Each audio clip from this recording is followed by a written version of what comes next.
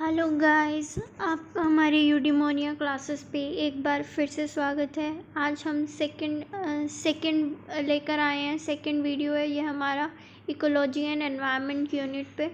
इसमें आज हम देखेंगे कि किस तरीके से आप मेज़र कर सकते हो बायोडाइवर्सिटी को। बायोडाइवर्सिटी को मेज़र करने का तरीका विटेकर ने बताया था। विटेकर ने बताया था इसको मेज़र करने का तरीका। मेज़र करने के तरीके में पहला आता है अल्फ़ा, फिर बीटा, फिर गामा। तो सबसे पहले हम देखेंगे बायोडाइवर्सिटी में रिचनेस होने का मतलब क्या है। रिचनेस का मतलब होता है कि उसके बहुत सारे टाइप्स हैं, स्पीसीज़ के बहुत सारे टाइप्स होना। इवननेस का मतलब कि बैलेंस होना, ऐसा ना हो कि एक स्पीसीज़ जो है वो बहुमत बना ले, वो डोमिनेंस करे। जैसे कल हमने एग्जाम्पल में देखा था कि एक कमरे में 3 ह्यूमंस है, पिछली वीडियो में, कि एक कमरे में 3 ह्यूमंस है तो उनका डोमिनेंस ज़्यादा था क्योंकि अदर स्पीसीज़ वहाँ पे मौजूद ही नहीं थी। तो ऐसे में इवननेस होना चाहिए। ऐसा ना हो कि आप जो फ्लोरा है, जितने भी प्लांट्स वगैरह हैं उनको ख़त्म कर दो और सिर्फ ह्यूमन अपने बारे में सोचे, अपने आप को बचाने के बारे में सोचे, अपने आप को बढ़ाता रहे, लेकिन बाकी के जो हमारे इंसेक्ट्स होते हैं, नेचर होता है, प्लांट्स होते हैं, उन सबको तबाह करता चला जाए, तो ये इम्बैलेंस क्रिएट कर देगा। इसलिए बैलेंस होना बहुत ज़रूरी है हमारी ही सस्टेनेबिलिटी के लिए। इवननेस होना बहुत ज़रूरी है।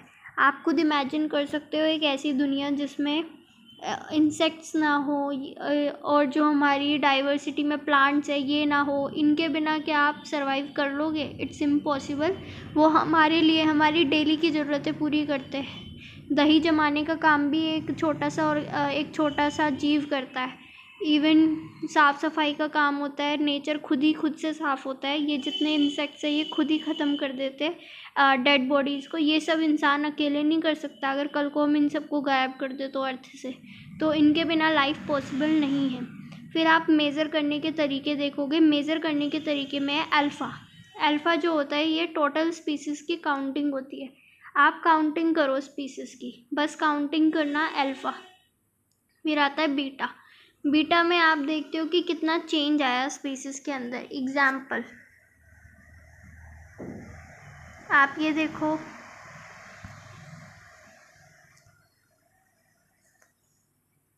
यहाँ देखो, आप देखोगे कि ये जो है ये हमारा माउंटेन है, ठीक है, और ये हमारी अर्थ है। अर्थ में जो बीच में तो आपका इक्वेटर लाइन है, इसके ऊपर जाओगे तो डाइवर्सिटी क्या हो जाएगी? डाइवर्सिटी कम होती चली जाएगी। वहाँ पर फ्लोरा फोना कम होता चला जाएगा। ऐसे ही जब आप नीचे से ऊपर जाओगे माउंटेन पे, वहाँ पे फ्लोरा फोना कम होता चला जाएगा। जो नीचे मिलता था ज़रूरी नहीं है वो ऊपर भी मिलेगा। सेम यहाँ पे जो ट्रॉपिकल एरियाज़ में मिल रहा है ज़रूरी नहीं है वो ऐसे ये वाले एरियाज़ में जहाँ पे यहाँ पर पॉसिबल नहीं है कि यहाँ पर भी मिलेगा, है ना। तो ये पॉसिबल नहीं है कि ये आपको पोल पर भी मिलेगा। अगर नीचे मिल रहा है तो इक्वेटर वाली लाइन पे सेम स्पीसीज़ ऊपर मिले ज़रूरी नहीं है। तो बीटा डाइवर्सिटी को मेज़र करता है कि कितना चेंज आया। यहाँ पर मान लो चार तरह के बर्ड्स थे इस तरफ। फिर जब आप ऊपर जाओगे तो आप देखोगे कितने अलग हो गए और कितने नए हैं। मान लो 4 तरह के नीचे थे, इनमें से 2 तो सेम है और एक नया आ गया, और चलो 3 सेम है और एक नया मिल गया जो ऊपर था, या फिर 3 रह गए, 2 रह गए। एग्जाम्पल, एक सेकंड रुको, समझाती हूँ। देखिए, जैसे मान लेते हैं कि हमारे पास चार तरह के बर्ड्स हैं। ये जो 4 बर्ड्स हैं ये नीचे मिल रहे थे। अब यही हम ऊपर पोल पे जाके देखेंगे कि कितने रह गए हैं। पोल पे हमने देखा 1, 2 और 3। पोल पे 4 नहीं है, 3 है। 3 में से भी एक अलग है, जो नीचे मिलता है वो ऊपर नहीं था। हमने ये पाया, मतलब ऊपर कम हो रहा है और डिफरेंस आ गया। ये मेज़र करने का काम बीटा डाइवर्सिटी करती है। आई होप ये समझ आया होगा। और गामा होता है आपका, जब अल्फ़ा और बीटा को टोटल काउंट किया जाता है तो वो होता है आपका गामा। इसके बाद हम आगे बढ़ेंगे बायोडाइवर्सिटी ग्रेडियंट पे। ग्रेडियंट का मतलब होता है कि हाइट पे जाके कितनी कम हो रही है, कितनी ज़्यादा हो रही है। ये यूपीएससी का पूछा हुआ क्वेश्चन है, तो इन पे आप ज़्यादा खास ध्यान रखें।